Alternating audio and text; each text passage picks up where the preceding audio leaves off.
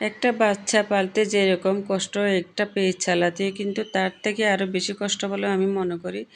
কারণ হচ্ছে পেজের মধ্যে সবসময় অ্যাক্টিভ থাকা লাগে, টাইম টু টাইম ভিডিও দেওয়া লাগে, পোস্ট করা লাগে এবং ফেসবুকের গাইডলাইন মেন হচ্ছে ফেসবুকের গাইডলাইন জানতে হবে। যদি গাইডলাইন না জানে যদি কাজ করে তাহলে কখনো সফলতা পাবে না এবং নিয়মিত অ্যাক্টিভ থেকে কাজ করাটা হচ্ছে সবচাইতে বড় কথা। হ্যালো এভরিওয়ান, সবাই কেমন আছেন?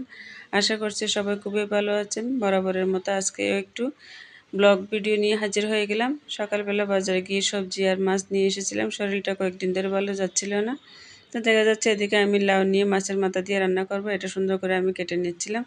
যেটা বলতে চেয়েছিলাম পেজ নিয়ে কথা, একটা পেজ খোলা থেকে মনিটাইজেশন পাওয়া পর্যন্ত, টাকা ইনকাম করা পর্যন্ত এবং দীর্ঘদিন ধরে টিকে থাকার জন্য কিন্তু অনেকগুলো কাজ করা দরকার। এবং কী কাজগুলো যারা বোঝে না, আমি মনে করি একটা পেজ খোলা থেকে শুরু করে এগুলো জেনে শুনে বুঝে কাজ করাটাই বেটার হবে। না হয় না বুঝে কাজ করে শুধু শুধু সময় নষ্ট করে কোনো লাভ নাই।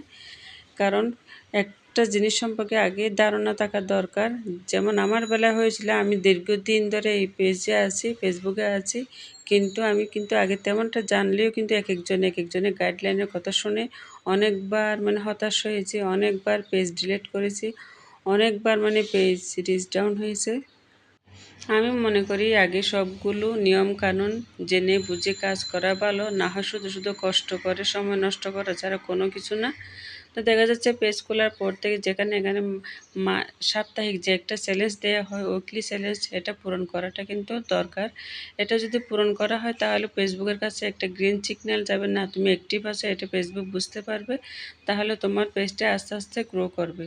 কিন্তু এখানে আরেকটা কথা আছে, নিয়মিত পোস্ট করতে হবে, টেস্ট দিতে হবে, নিয়মিত রিল ভিডিও আপলোড করতে হবে। আমি মনে করি এটা আমার দীর্ঘদিনের অভিজ্ঞতা থেকে বলছি। অযথা সময় নষ্ট না করে জেনে শুনে বুঝে কাজ করুন, দেখবেন অল্প সময়ে অল্প দিনে কিন্তু সফলতা পাবেন।